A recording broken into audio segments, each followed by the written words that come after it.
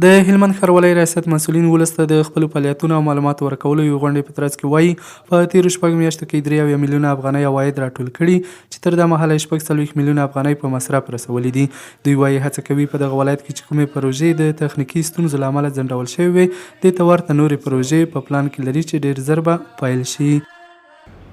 بعضې پروژې واقعا پاتې شولې وځنډېدلې ډېر یو کم شمېر شیان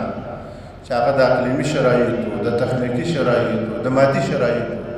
د اداري شرایطو دغه اداري مادي تخنیکي اقلیمي شرایط سره ګډ شول زموږ بعضې پروژې د فلج سره مخ کړلې واقعا داسې به سوي مګر الحمدلله په سلو کې پنځلې وي موږ خپلو اهدافو ته ورسېدلو خپلې پروژې مو مخ ته یوړلې.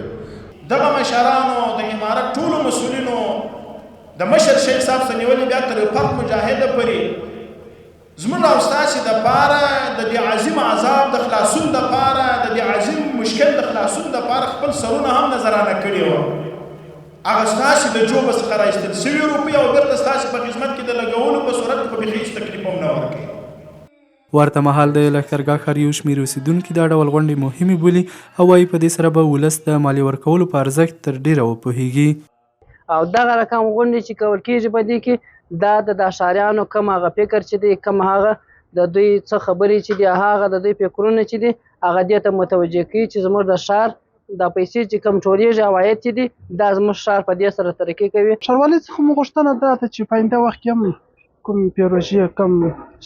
ځایونه چې جوړوي نو ښه ده چې جوړې کړي. بله الحمدلله موږ هم ډېر خوشحاله یو. پاتې دې نه وي چې د هلمند ولایت ښاروالۍ ریاست په هرو 6 میاشتو کې د خپلو عوایدو او فعالیتونو په اړه ولس ته د یوې غونډې په ترڅ کې معلومات ورکوي.